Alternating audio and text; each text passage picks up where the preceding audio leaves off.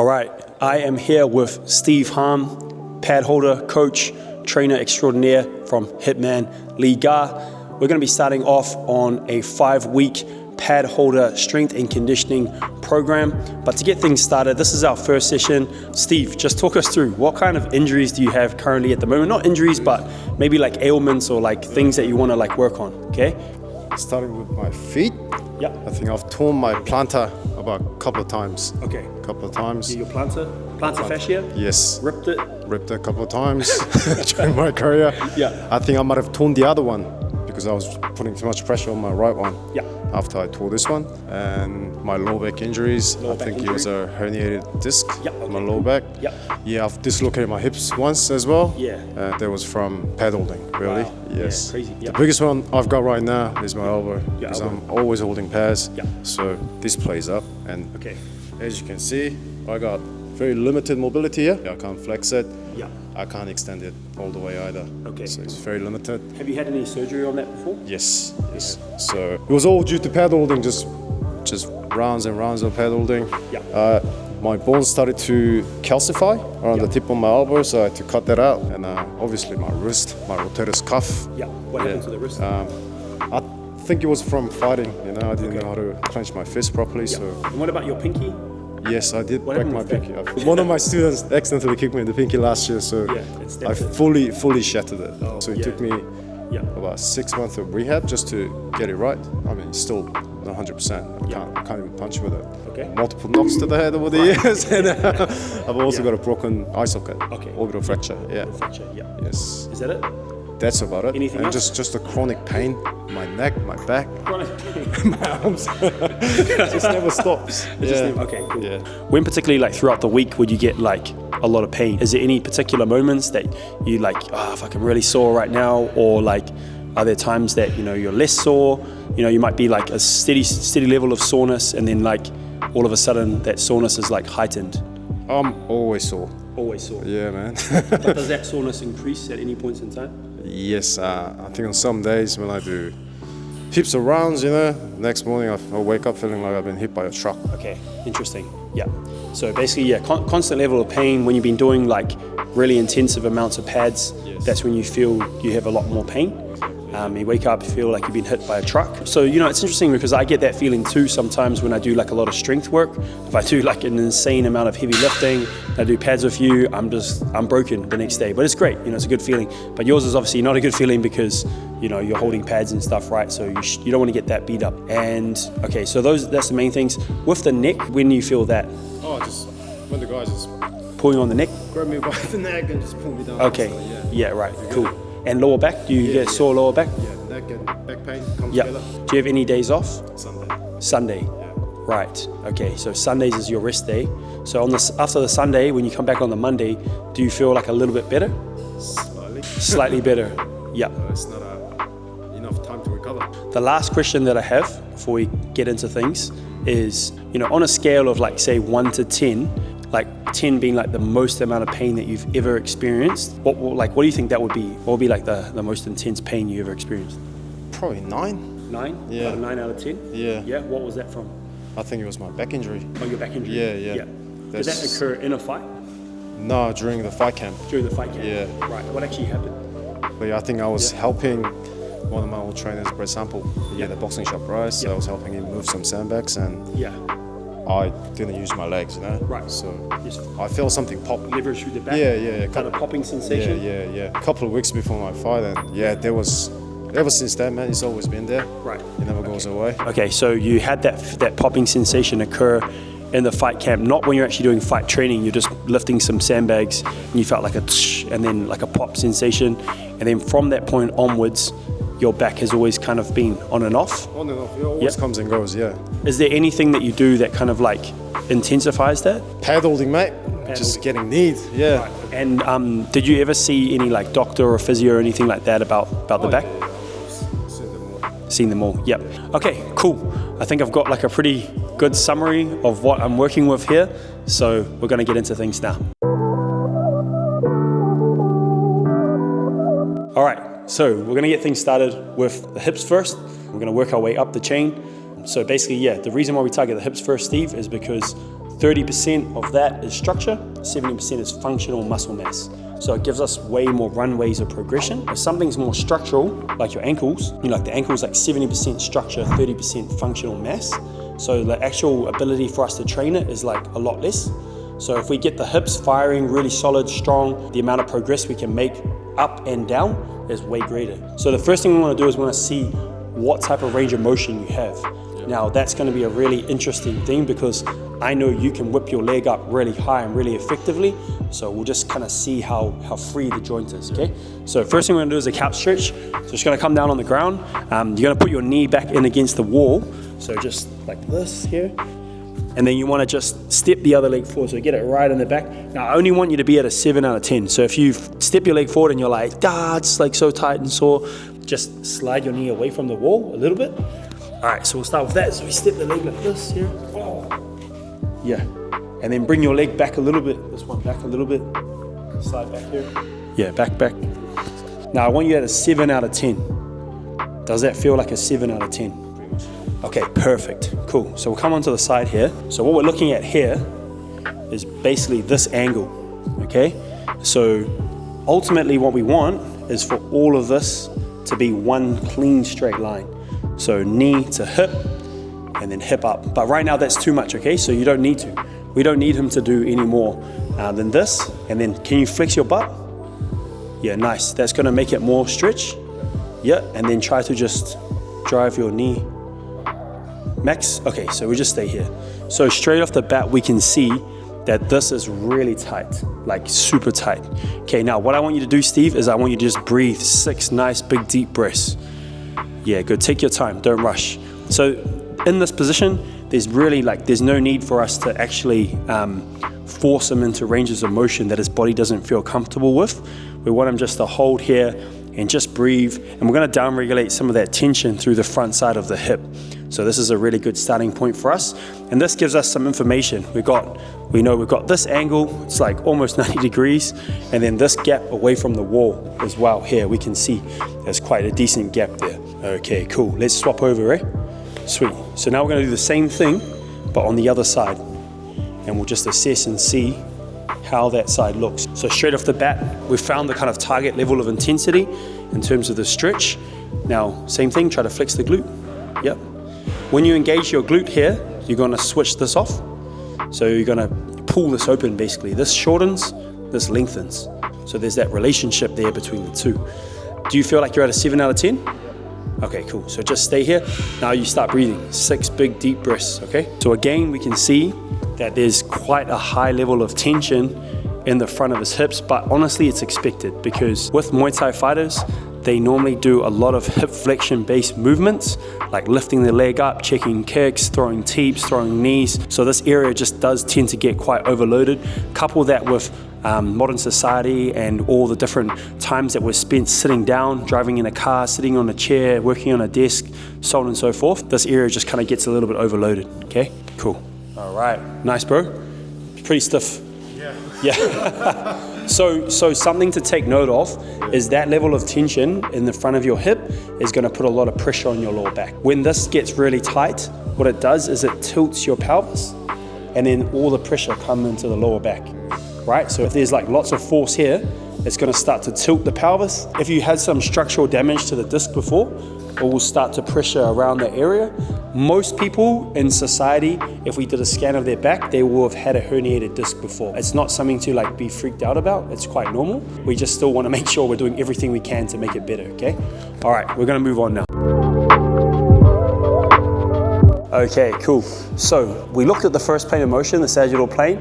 As we saw, Steve is super tight. Now we're going to move on. We're going to go into the transverse plane. So we're going to look at how well his hips can rotate. So we're going to use this box here. You're going to lift your leg up onto the box, and we want to just get a nice 90-ish degree angle. So you think about your shin bone, your femur. You want kind of roughly a 90-degree angle. Hands on here, square the hips, flex the glute here, chest up somewhat tall, and we're just going to like hinge back, lower down. And we're just going to look and see how nicely this sits down. This one I think will be quite good, but we'll just have a look and see, okay? Yeah, quite nicely. Yeah. Yeah, that looks pretty good, bro. And we want to just Rotate this pelvis through, flex the glute, this glute. Yeah, that's it. That looks good, bro. So from a range of motion perspective, this is good. This is really nice. Out of 10, how do you feel here? About 8. About an 8. Okay, cool. My right core is just Right. Okay. So 8 out of 10 is pretty high, but that's all good because the range of motion, even the range of motion is good, but his perception of tightness is high. That's probably just because you've been using it a lot, right? Okay, you stay here. Let's just go for 5 nice big deep breaths. When you breathe in, try to breathe into the tightness, and then try to, like, when you exhale, just try to let that tension go. Yeah, that's nice, bro. Good. Cool. All right, sweet. Let's swap over to the other side. Beautiful work. Yeah, good. Left side, check and see how that is. Oh, even better. Square the hips. Yeah, now, how's this side feel? Should I be on my toes though? Yeah, probably just for this exercise, okay? So same thing, we want to just square this up, like so, rotate that forward, flex this glute. Yeah, that's it, bro. Nice. Good. And how does that feel? A little less. Little less? Yeah, out of 10, how much? 7. 7. Okay, so still a decent stretch, right? But just like not too bad. Like the other side was significantly, or not significantly, but a little bit tighter, right? Okay, cool. Yeah, sweet. So just hold that, breathe. That's all good. Yeah. If you do this stretch and it's like less than a 6 or a 5, and you have a good range of motion like this, it's almost not worth doing the stretch. So if you have the range of motion, the stretch itself is redundant, okay? We're only gonna stretch if we wanna expand the range of motion or if we're carrying like an extra level or extra high level of tension, okay? But if we don't have that tension there, the range of motion is good. We're just placing our leg on a box and just chilling out. You know, it's just a waste of time. Okay, next thing that we're gonna do, frog pose. So we'll come down to the ground. So we've done like sagittal plane, transverse plane. Transverse is the perception of tightness is high, but the range of motion is good. Couch stretch, the range of motion is bad and the perception of tightness is high. Tightness is high. So the last one, frog pose. So it's kind of like doing a splits. We're gonna go as wide as we can out, come down onto the forearm, just as wide as we can go, stack the rib cage down, and then our feet in line with the knees, and then just trying to just like we're going into like a squat, deep squat, and then just see how we feel there, okay? I think this one you'll be quite good because you can head kick pretty high. Yeah, so that range of motion is pretty good. It's like not too far off going into like a full split. What about the feeling? How does it feel? About a 5. Cool. Can you try and go even wider out? In terms of range of motion, this one is probably the best that he's got. The pigeon pose is actually probably pretty good too. So we can kind of say, well, frontal plane and transverse plane are both pretty good, but sagittal plane is not that good. And the reason why that's an important piece of information is because that plane of motion is what's supposed to unlock this plane and that plane. So, you know, you've kind of like skipped the queue a little bit in terms of the way that things are supposed to work, but that's fine. Human body doesn't always have to make sense. Okay, come out of that, bro. Awesome. All right, so you asked me, right, is it my quads that's tight from the couch stretch, eh? Yeah, so there's a muscle that runs from your knee over the top of your hip. It's a super fast twitch, powerful hip flexor. That's your rectus femoris. And then you have other muscles deeper inside here, the psoas. They're like a pelvic stabilizer. They're quite short muscles. So those are the ones that will be getting quite tight. The pelvic stabilizers, the psoas and your adductors, those ones normally fire when there's like a lack of stability from bigger muscles. So they're more like a light on the dashboard saying to check the engine, right? So if those muscles are tightening up, that's like a sign that we need to like work on like glutes, lats, core. So that's the thing there. So my main concern right now is that the range of motion there is good. The range of motion there is not good. The range of motion here is good. So I feel like probably the case is going to be more about creating more tension in the body, right? So I will say, moving forward, we're not going to do that and we're not going to do this. Even though the perception of tightness there is quite high, but the range of motion is really good. And the range of motion here is also really good. So the only thing that you have to do is gonna be the couch stretch. That's your only homework for now, okay? All right, we're gonna move into the next exercise. Okay, the next exercise we're gonna do is split squat. So left leg forward, right leg back, just like this. Try to get your hips square, core nice and tight, body relatively upright. We don't wanna be like this, somewhat upright and just nice and solid stance here, yeah. And then we're just gonna break at this lead knee. We're just gonna come down like this, bring that knee over the toes if we can. Yep, and then just coming back up again to standing. That's it, cool. Yeah, go for it, bro. Just gonna go for 6 of those. Good, 1, 2, 3. Yeah, that looks great. Nice. Does that feel okay when you do that? 4, good, keep going. Yeah, nice, good range, bro. 5. And 6, okay. Swap to the other side, please. That's really nice, bro. That's great. Yep, cool. Coming down. Yeah, nice. Good. Again. Feel okay? Cool, keep it going. 3, yeah, cool. So, yeah, this is really good. This is nice. This looks great. 4, 2 more. 5, one more time. 6. So what we're doing is we're kind of painting a picture about the person. So there was like 0 limitations whatsoever. So that's really interesting, you know? It tells us maybe that your mobility is actually quite good. Everyone's different. Some people naturally, just through whatever reason, they have a good mobility, right? But other people don't have good mobility. So we're just trying to figure out what's the right plan of attack for the individual. Now, in your case, the mobility does look quite good. The question we have to ask is, well, why is the pain occurring? The mobility's there, so it's probably not gonna be a mobility issue other than the couch stretch. That's the only one. Everything else looks good. Even that split squat, that's like perfect, you know? Okay, next exercise, single leg RDL. This is gonna start to kind of look at your core a little bit and also at your ability to stabilize. So for this exercise, we're gonna be like this, balancing on one leg, holding the weight on the other side, gripping the ground, kind of firing that hip, core nice and tight. We're gonna start to break at the hip and just like hinge back like so. We're gonna hold at the bottom, 1, 2, and we're gonna drive up to standing, okay? Where we wanna feel this is in the glute max. So we wanna feel this muscle here really firing at the back, okay? All right, let's go, so try that. So left leg's gonna go back first. Keep the core tight, control lowering down. 1, 2, 2-second hold at the bottom. Okay, you okay? Okay, cool, yeah. Hold, 1, 2, drive. Can you feel your butt? Okay, good, yeah. On the right side, yes, that's right, yeah. 5, clean rips. Good, hold, 1, 2, drive. Okay, when you come up, try not to go like that with your back. Just fire your glute, only your hip, that's it. This section of your body is just gonna stay like rigid and stacked in position. Let's do one more time. Up, that's it, good. Just kind of like teep the ground, you know, me. How's that feel?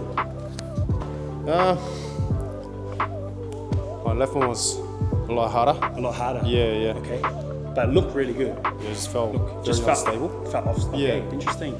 So this is a really interesting thing. So even if we have an orthodox fighter, normally their left side will be more stable than the right.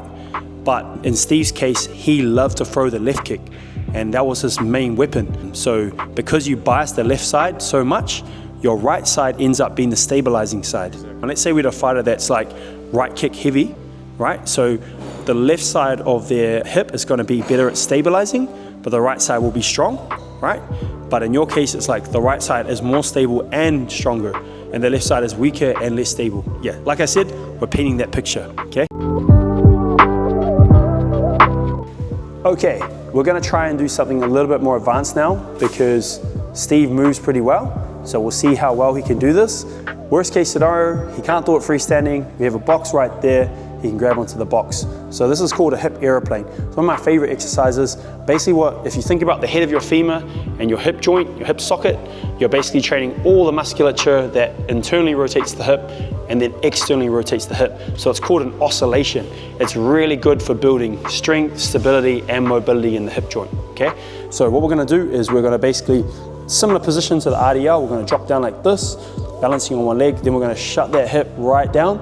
You're kind of pulling your pelvis down to your inner thigh, and then we're gonna grip that ground and we're gonna flex the glute, whoop, and we're gonna try and rotate and just open our hip right up, looking at one spot on the ground, and we're gonna try and close right back down again. Let's see if we can do like 2 or 3 of those, okay?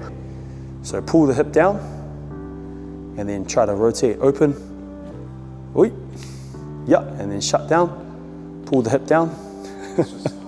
Okay, you try on the right, you'll swap over, that's fine, because I'm gonna give you the box soon anyways. Okay, let's see if the right can do better. Whee, yeah, I've been through this. I know how he feels. Okay, try to just stay looking at one spot, just like that little thing there. Just look at that. Now just use your hip muscle. Don't twist your body, just use your hip. Rotate open, keep looking at the ground, shut down, and again. Okay, cool. All right, that's fine. So, day 1. Remember this day. Okay, so jump over here. So what we're gonna do now, you're gonna do the same thing, but you're just gonna hold onto the box, okay?